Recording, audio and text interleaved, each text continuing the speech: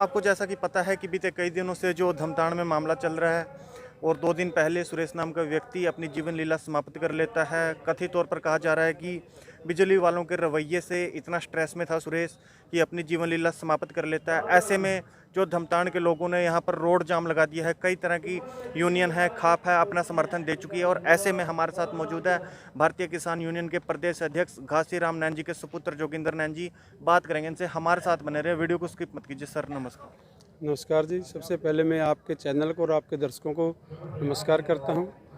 और आज हमारे धमताड़ साव गांव के अंदर एक बहुत ही दुख का माहौल है। वो दुख का माहौल प्राकृतिक नहीं है, वो पैदा किया गया है।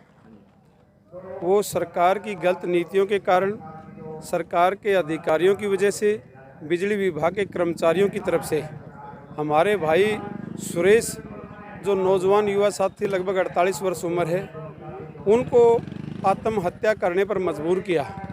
मैं आत्महत्या नहीं कहूँगा, वो प्रशासन के, बिजली विभाग के कर्मचारियों के द्वारा स्ट्रेस में आकर के उनके द्वारा हत्या की गई।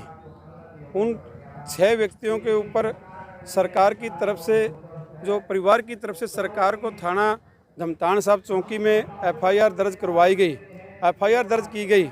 लेकिन हम केवल FIR दर्ज से संतुष्ट नहीं हैं। जब तक उन 6 कर्मचारियों को गिरफ्तार नहीं कर लेंगे और उसको, जो एक कमेटी बनाई गई है हमारे यहाँ, 11 मेंबरी कमेटी बनाई गई है, उसके साथ।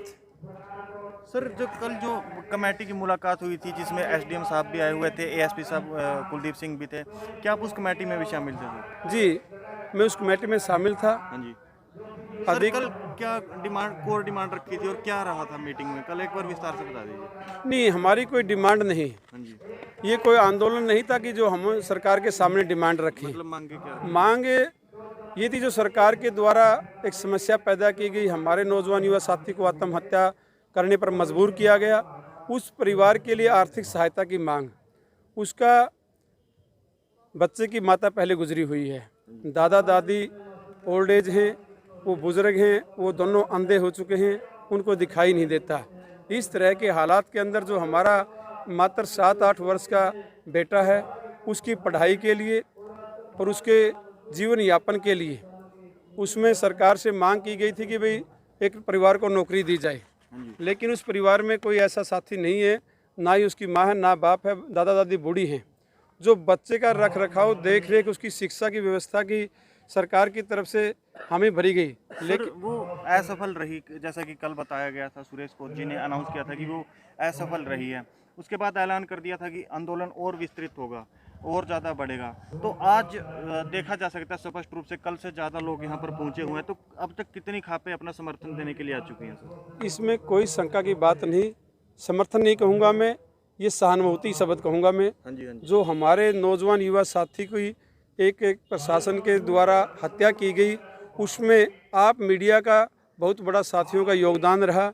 आप मीडिया के साथियों की वजह से ही, हमने किसी पर चिट्ठी नहीं डाली, हमने किसी को फ़ोन नहीं किया। जो हमारे आपस में भाईचारा, खाप पंचायतों की जो परंपरा है, उस परंपरा के हिसाब से हमारे नौजवान युवा साथी का, हरियाणवी भाषा में कहें तो गोड्डा मोड़ने की जो परंपरा है, उसमें पूरे हरियाणा प्रदेश की खाप पंचायतें यहाँ पहुँच रही हैं। चाहे हम बात करें जो हमारे नरवाना क्षेत्र की इतनी खापें हैं, इनके अलावा लोहारू क्षेत्र से, भिवानी क्षेत्र से जो खाप परंपराएं हैं, कंडेला खाप जो हमारे हरियाणा के अंदर एक प्रसिद्ध खापों में से नाम है, माजरा खाप और कंडेला खाप की तरफ से कल ही एक प्रेस नोट जारी कर दिया गया था। लेकिन शासन और प्रशासन को ये हमारा भाईचारा दुख की घड़ी में भी रास नहीं आ रहा। CID के साथियों की तरफ से प्रेस प्रवक्ता को ये फ़ोन किया जाता है कि आपने इतनी जल्दी आनंद फानन में कि ये फैसला लिया, या जो आपने फ़ोटो लगाया वो पुराना फ़ोटो तो नहीं है। सर, यानी कि हम ये कह सकते हैं कि सुरेश जी को न्याय दिलाने के लिए एक लंबी लड़ाई का मन बना लिया सभी खापों ने। नहीं, हम लड़ाई नहीं कहेंगे हम इसे, हमारा ये हक है। ये सब सरकार का जो नैतिकता ख़त्म हो चुकी है, जो शासन प्रशासन, जिन लोगों को हम एक विधायक MP बना करके चुन करके भेजते हैं, आज हमारे भाई ने 14 तारीख को सुबह 6:30 बजे के लगभग अपने शरीर को समाप्त करने का काम किया। उसके बाद जो हमारे लोकल विधायक हैं, पूर्व विधायक हैं, सत्ता पक्ष के विपक्ष के, एक भी साथी के द्वारा उनको पक्ष में आंखें नम नहीं हुई, एक शब्द उफ तक बोला नहीं गया। इससे ज़्यादा शर्मनाक कोई बात समाज के लिए या सरकारों के लिए हो नहीं सकती। समाज का हमारा भाईचारा जो एकजुटता है, आप देख रहे हैं, मीडिया के माध्यम से दिखा रहे हैं। मैं आपको बता भी चुका हूं, हमने किसी को निमंत्रण नहीं, फिर भी एक जन सैलाब पूरे हरियाणा का धमतान गांव की तरफ उमड़ रहा है। बहुत ज़्यादा हमारी माता बहनें कल रात तक भी, शाम तक डटी हुई थी, और आज भी बड़ी संख्या में ट्रैक्टर ट्रेलियों के द्वारा पूरे हरियाणा से, जो जींद जिले का इलाका है, अभी खाप पंचायतें, जो मिर्जपुर हमारा बड़ा गांव है, वहां से जो गिल खाप के पूरे हरियाणा के प्रधान है वो भी हैं।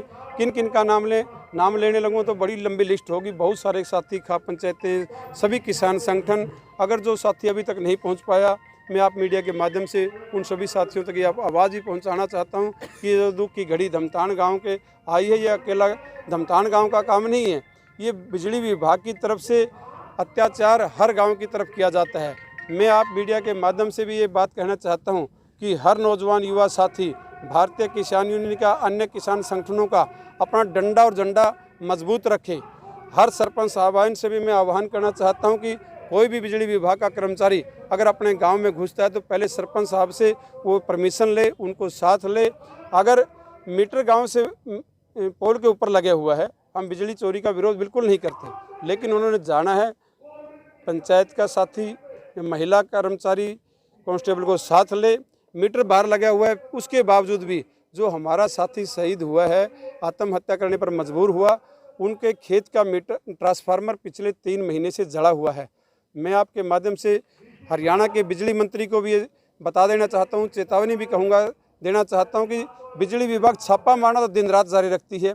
जो किसानों ने मीटर उनके जड़े हुए हैं या ट्रांसफार्मर जड़े हुए हैं, फसल सूख रही है, उनकी तरफ किसी का ध्यान नहीं है, लेकिन पैसा ऐंठने की, पैसे पर जोर जबरदस्ती करने की, ये जो हमारा साथी दहशत की वजह से आत्महत्या करने पर मजबूर हुआ है। पुलिस की जिप्सियाँ गांव-गांव, गली-गली, घर-घर, उनका नाम एफआईआर में दर्ज कर दिया गया था। बिजली विभाग की तरफ से भी उनको पर प्रेशर दिया गया कि आपकी देख के छोड़ेंगे, आपको देखेंगे। उस वजह से सैरण गांव की गलियों के अंदर बसते रहे पुलिस विभाग की तरफ से, वो स्ट्रेस में आया। इस तरह से हर व्यक्ति, हौसला नहीं होता हर व्यक्ति के अंदर। वो नौजवान अनपढ़ था, गरीब किसान था, उनको इस बात का पता नहीं था। उन्होंने इस विभाग की सैरण की वजह से, जो उसके गांव के अंदर माहौल दहशत का फैलाया गया, उसकी वजह से उन्होंने आत्मदाह किया। ये बड़ी प्रशासन की तरफ से हमारे साथी को किया गया, ये शर्मनाक बात है। धन्यवाद सर। नमस्कार साथी।